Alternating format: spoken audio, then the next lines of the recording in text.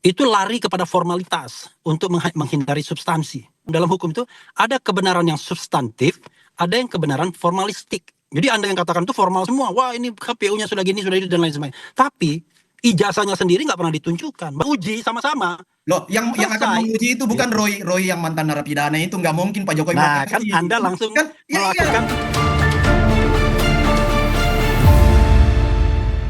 Selamat petang, Bung Refli, Bang David.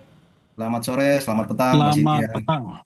Ya, Selamat Bung sore. Refli, ini Bang Roly Suryo menyebutkan ada bukti baru. Seberapa kuat sih sebenarnya sebuah salinan ijazah ini yang disebut berlegalisir bisa dijadikan novum untuk membuka kembali penyelidikan di Barreskrim?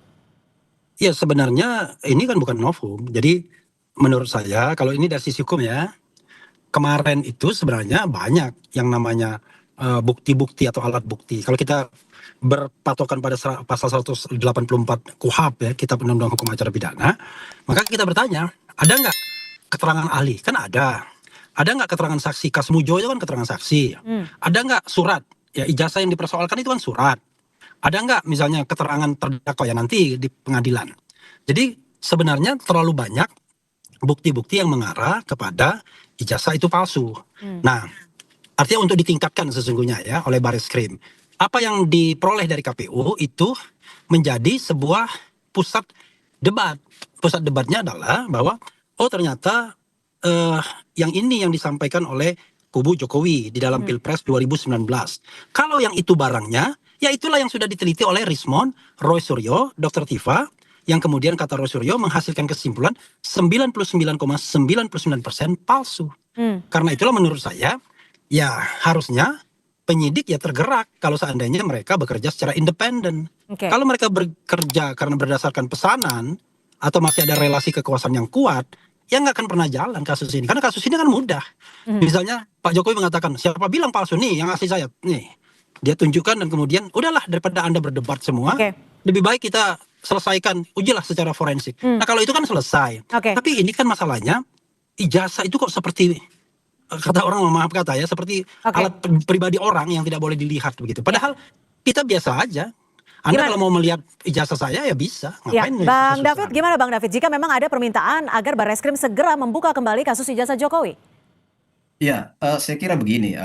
Tadi kalau Bung Refli katakan bahwa silakan ditunjukkan, kan Pak Jokowi sudah membawa ijazahnya ke kepolisian kan, ke Barreskrim udah ditunjukin. Nah ini juga ke Polda Metro juga Pak Jokowi udah bawa ya. Nah kenapa Pak Jokowi nggak mau mengumbar ijazah? Karena itu hak pribadi setiap orang ya. Dan juga itu penegasan dari Undang-Undang Keterbukaan Informasi Publik ya, nomor 14 tahun 2028 ya, pasal 17 itu kan ada pengecualian ya. Ya jangan pasal 17 saja dibaca, baca pasal 18 ayat 2. Jadi nggak semua hal itu bisa diumbar ke baca 18 ayat 2. Karena ada pengecualian. Pengecualiannya termasuk ijazah, riwayat kesehatan seseorang, rekening bank, kecuali diizinkan oleh sang pemilik. Nah, itu yang pertama. Kalau terkait dengan jabatan publik, Anda kalau baca jangan separuh-separuh dong. Ya, kita baca total, baca utuh juga, Bung Refli. Nah, kemudian coba baca 18 ayat 2.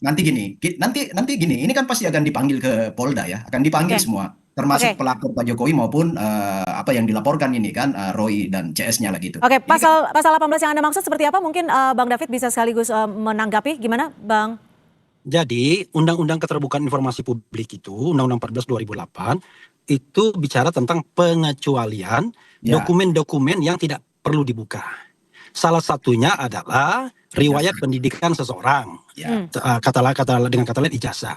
Tapi itu tidak berlaku kalau seandainya dua hal ini terpenuhi, baik salah satunya kedua-duanya, yaitu satu diizinkan oleh pemiliknya, dan yang kedua terkait dengan jabatan publik. Kan yang kita bicarakan ini adalah ijazah yang disampaikan kepada KPU, dan itu terkait jabatan publik. Tapi kan Pak Jokowi sekarang sudah tidak menjabat lagi. Kan masalahnya ini soal waktu juga. Mbak, yang dimasalahkan ini adalah ijazah yang digunakan untuk jabatan publik. Jadi penggunaan ijazahnya itu yang paling penting, begitu. Jadi saat mengajukan untuk maju baik itu wali kota, gubernur maupun presiden, seperti itu ya Bang Refli ya? Iya. Gimana Bang David? Ya, jadi gini ya, harus kita jujur juga memberikan pendidikan hukum kepada warga negara ya. Yang pertama gini, legal standingnya Roy Suryo dan kawan-kawan itu apa di situ ya? Yang diberikan kewenangan oleh konstitusi UUD NRI 1945, Undang-Undang Politik ya, itu adalah lembaga formal yang memasuki yang diberikan kewenangan dalam kontestasi pemilu dan pilpres, yaitu KPU. KPU yang paling punya hak untuk menyatakan bahwa ijazah itu asli apa enggak berdasarkan pemeriksaan administrasi dan faktual lapangan. Nah, faktual lapangan ini kan KPU semua sudah turun kan, dan ada kesaksian beberapa tokoh-tokoh atau ketua-ketua KPU. Pertama ya, saudara Juri Ardianto, itu secara publik itu viral itu pernyataan Juri Ardianto sebagai mantan ketua KPU DKI ketika Pak Jokowi maju sebagai calon gubernur, dan beliau juga menjadi KPU pusat ketika 2019 Pak Jokowi menjadi calon presiden lagi. Itu Juri Ardianto mengatakan semua verifikasi administrasi dan faktualnya sah, legal. Makanya tadi yang benar yang dikatakan teman-teman itu bahwa legalisir. Legalisir itu dari kata legal, sah. Hanya diberikan legalisir karena fotokopi yang dimasukin. Aslinya sudah diverifikasi faktual. Mulai dari Solo, 2 periode KPUD Solo, naik ke DKI, lalu kemudian di pusat, ya KPU pusat. Kemudian dari Kementerian Dikti juga memberikan legitimasi soal itu. Nah, pertanyaan saya sekarang. Ya, coba yang dengarkan selain penjelasan KPU, siapa yang punya legalitas dan legitimasi untuk menyatakan sebuah ijazah itu asli atau palsu? Ya, yang coba penerbitnya UGM di sini. UGM di sini yang paling punya. Halo. Singkat saja Bung Refli. Silakan. Singkat, dia panjang lebar kalau saya. Oke, silakan kami berikan waktu. Iya, gini ya. Kalau Anda bicara soal legal standing, ya kan, apalagi dikaitkan dengan konstitusi, Anda harus paham bahwa negara kita adalah negara yang berkedaulatan rakyat. Kekuasaan berada di tangan rakyat dan dilaksanakan menurut Undang-Undang Dasar.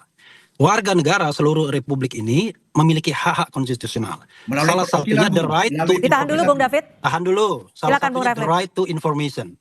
Hak untuk mengetahui sebuah informasi. Apalagi informasi ini terkait dengan soal-soal yang berguna atau paling tidak penting bagi yang namanya good governance, clean government negara ini.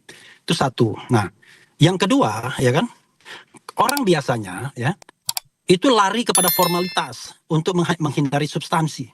Jadi Anda harus paham dalam hukum itu ada kebenaran yang substantif, ada yang kebenaran formalistik. Jadi Anda yang katakan itu formal semua, wah ini KPU-nya sudah gini, sudah itu dan lain sebagainya. Tapi ijazahnya sendiri nggak pernah ditunjukkan. Bagaimana kita kemudian bisa memberikan sebuah kebenaran substantif? Kebenaran substantif itu sudah disampaikan Roy Suryo yang mengatakan kalau itu ijazahnya itu palsu.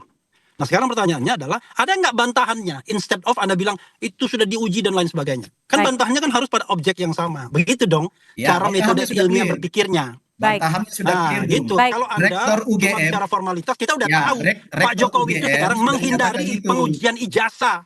Legalitas udah paham kita. Baik, kami tangkap jika disimpulkan apa yang dilakukan atau diinginkan Bang Roy Suryo CS. Makanya perdebatan kita ini nggak substantif karena ijazahnya nggak pernah mau dikeluarkan. Baik. Kalau ijazahnya dikeluarkan, diuji sama-sama. Loh, yang akan menguji itu bukan Roy yang mantan narapidana itu, nggak mungkin Pak Jokowi. Nah, kan Anda langsung melakukan sebuah integritas seseorang ya, integritas seseorang itu juga menentukan kepercayaan publik dengan kemudian menyebut Roy Suryo. Baik, kami sudah tangkap apa yang dimaksud oleh Bung Refli dan juga Bung David atas perspektifnya sore hari ini. Kita nantikan apakah Barreskrim akan kembali membuka kasus ijazah Joko Widodo. Terima kasih Bang David Pajung dan juga Bang Refli Harun sudah